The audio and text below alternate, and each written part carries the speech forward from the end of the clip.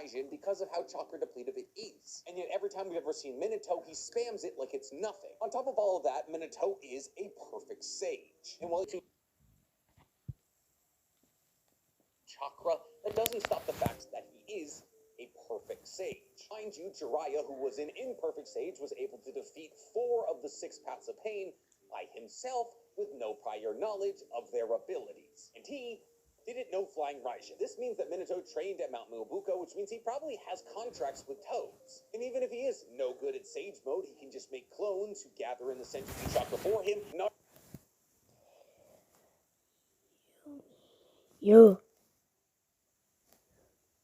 Almost an infinite supply of chakra, which once again makes sense when you consider some of the feats that Minato has pulled off, like closing the door on the Third Great Shinobi World War by killing 1,000 Iwa shinobi by himself. Unfortunately for Minato, he's fighting somebody with a similar body count to his own. But enough about the pros of Minato, let's talk about the cons. Minato, while an incredibly talented ninjutsu genius, is never essentially stated to have any kind of genjutsu resistance whatsoever. So something along the lines of being cast into Tsukiyomi would be an instant win state for Itachi. On top of this, the ability to break a Susanoo is honestly kind of an iffy topic in Naruto. I mean, we saw Tsunade destroy Madara's ribcage, and we saw Ishiki pluck Sasuke out of his completed Susanoo. We've also seen Madara block a giant Rasengan with just his Susanoo ribcage. Which leads us to the question, is Tsunade's kick actually stronger than a giant Rasengan? The problem here becomes for Minato that he may not have a jutsu technically strong enough to break Itachi's Susanoo. Considering the fact that if Naruto's giant Rasengan couldn't break Madara's ribcage, who's to say that Minato's regular Rasengan could break an almost fully formed Susanoo? But no. I made Grandma's mac and cheese. I made sweet potato pie. I'm preparing for my...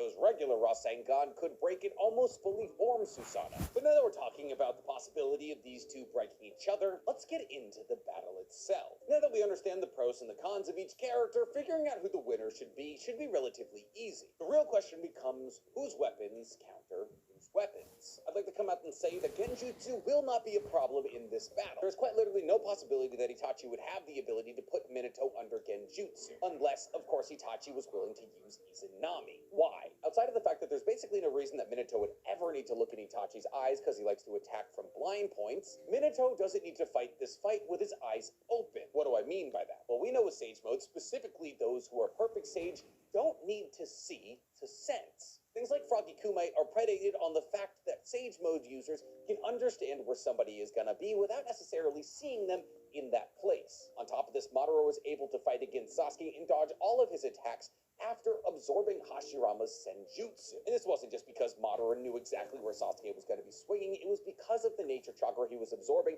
through Hashirama's cells. In essence, Sage Mode kind of works like future sight hockey. By being tapped into the nature energy around you, you can sense where somebody is and where they're going to be. In essence, Sage Mode in this way kind of operates a bit like a Sharingan, giving you an extrasensory perception into the movements of others. So once again, considering the fact that Minato wouldn't need to make eye contact with Itachi and also wouldn't even need his eyes open, Tsukiyomi is off the table. And so is Izanami. Because remember, Izanami was made to counter Izanagi. And Izanagi is when people try to reject reality and change it to their own. This only worked on Kabuto because he was trying to change his reality and reject him being Kabuto and tried to become an amalgamation of a bunch of different people whose abilities he stole. Minato doesn't fit the description of somebody trying to reject reality. And thus, Izanami is out. When it comes down to these two, the difference between IQ and battle IQ between the two of them is all but negligible. They are both super geniuses who can figure out anything they need to in the circumstances of a battle. While Itachi might have a smidgen of a higher battle IQ, it's not so noticeable that it's even really worth mentioning. What it really boils down to for Itachi is his Susanoo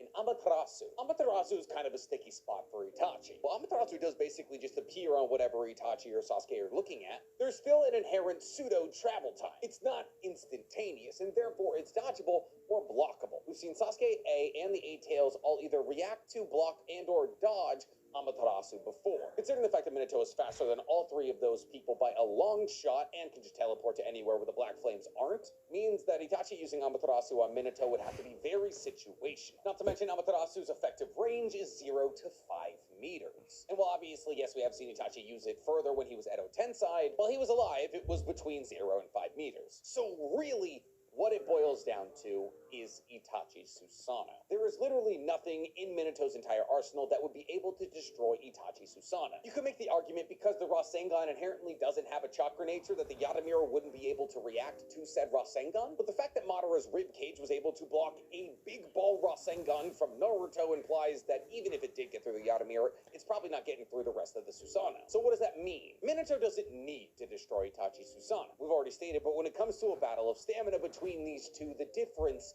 is insurmountable. Peak power Itachi would probably be able to sustain Susanoo for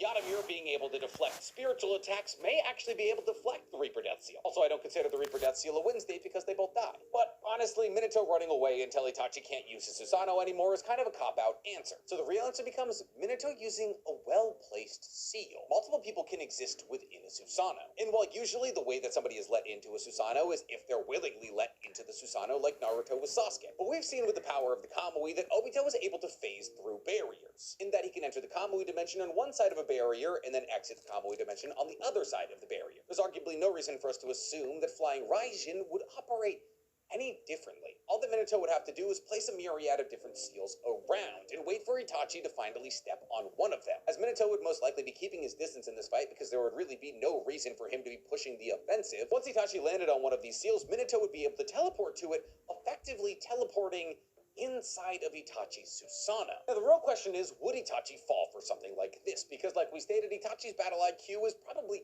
higher than Minato's. And the answer is, well, in usual circumstances, probably not. The burden of offensive measures is on Itachi here. Remember, Minato is a perfect sage, and maybe has as much chakra as half of Kurama. Minato was able to fight so long, he cut down 1,000 seasoned Iwa shinobi. And while obviously Itachi... I notice people watch my shorts, but not that many of them subscribe. So I just want you to beat up the subscribe button.